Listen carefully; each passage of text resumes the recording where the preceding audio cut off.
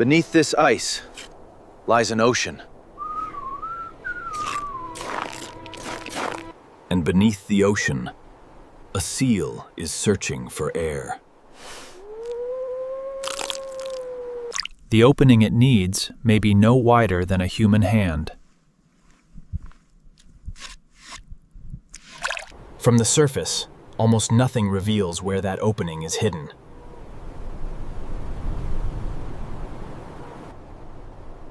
The hunter cannot see through the ice.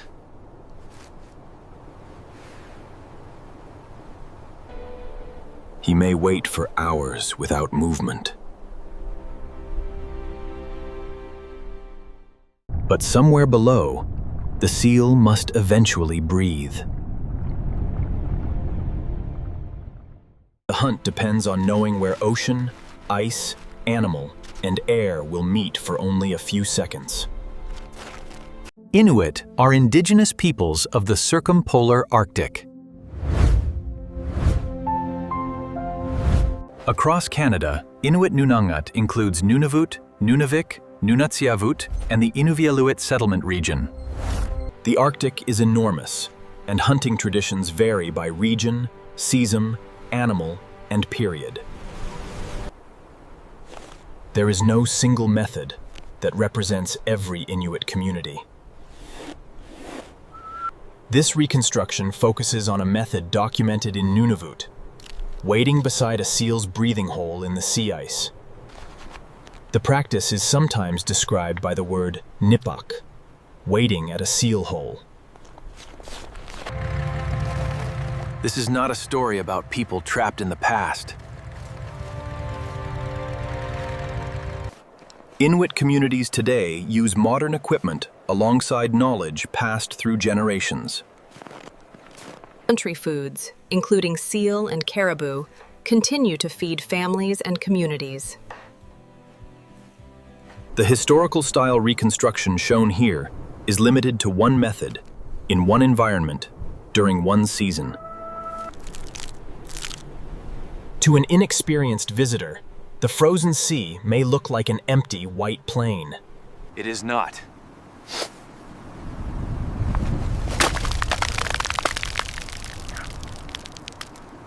Sea ice moves.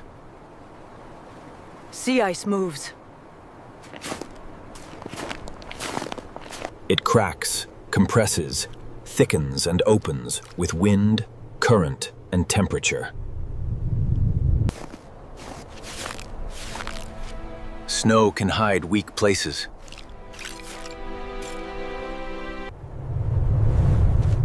A route that was safe earlier may become dangerous after weather changes.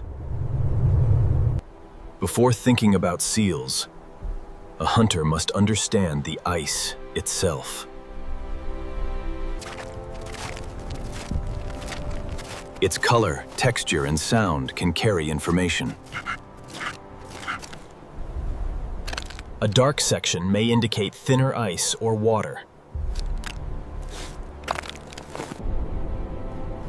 A raised ridge may show where moving sheets have pressed together. Open cracks can create danger, but they can also affect where marine animals travel and breathe.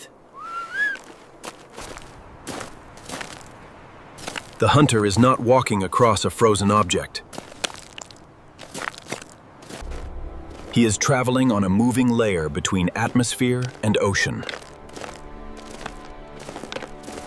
Seals are mammals.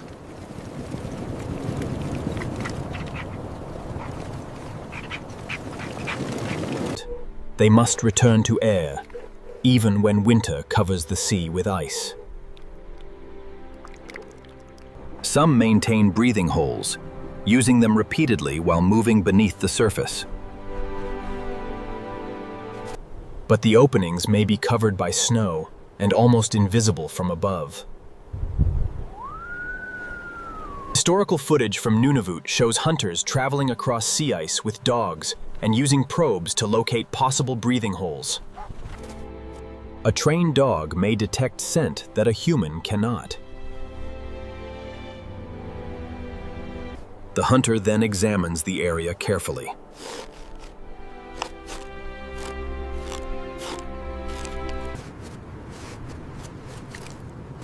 The purpose is not simply to break open every suspicious patch. Destroying the structure could cause the seal to abandon the hole.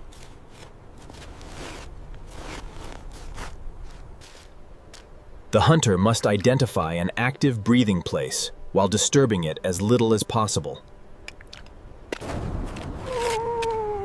Finding a hole does not guarantee a seal will appear.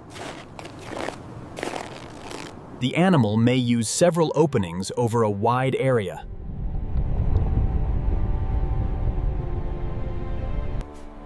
The hunter has found only a possibility.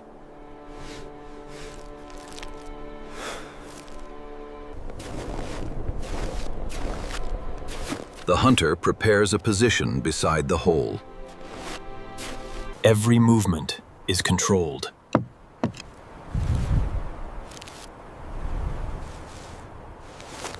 Loose snow is managed carefully.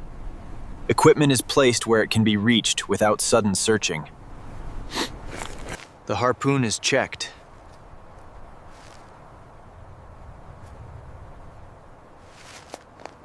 Traditional Arctic hunting tools were made from available materials such as wood, bone, antler, ivory, hide, and sinew. Designs varied greatly between communities and through time. The tool had to function in cold conditions, while the hunter wore heavy clothing and worked on an unstable surface. But equipment alone could not summon the animal. Once the position was ready, technology gave way to waiting. Hours can pass at a breathing hole. The hunter limits movement because vibration and sound may travel through the ice.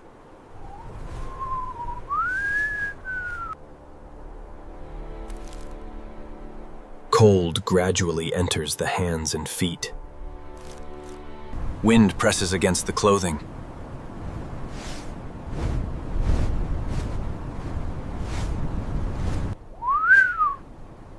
Nothing on the surface confirms that the seal is approaching.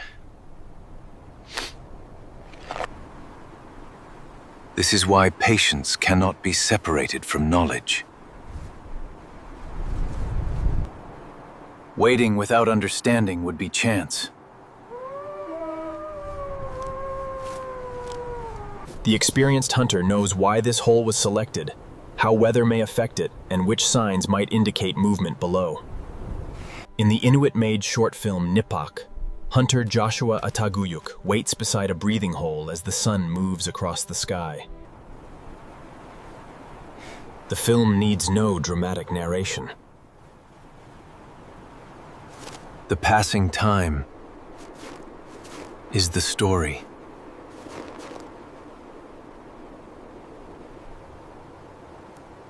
The hunt is not a burst of action surrounded by emptiness. The waiting is the central work.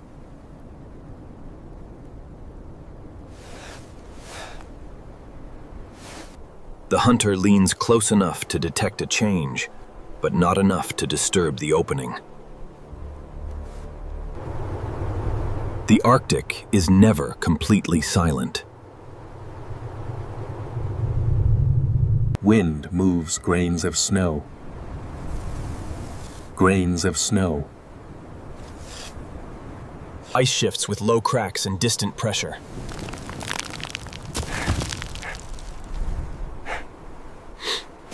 The hunter must separate those sounds from something much smaller. A seal approaching from Salo may create only a brief signal. He relies on a carefully prepared indicator and on subtle information transmitted through the opening.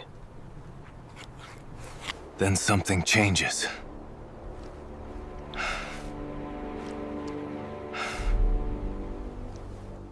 A movement too controlled to be wind.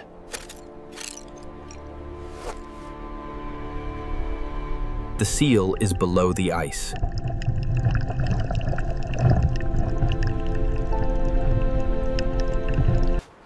The hunter does not react immediately.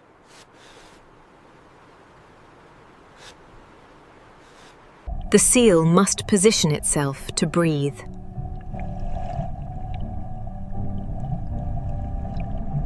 Moving too soon would warn it. Moving too late would allow it to disappear into the dark water. Now the decision must be made within seconds. The surface indicator moves.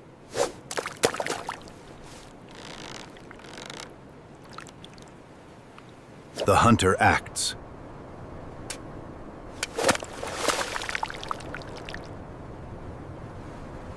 The moment of impact is not shown. Instead, the camera remains on the open Arctic as the wind carries snow across the ice. The result of the hunt is handled beyond the frame.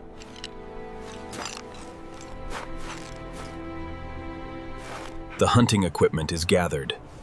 A covered load is secured on a sled.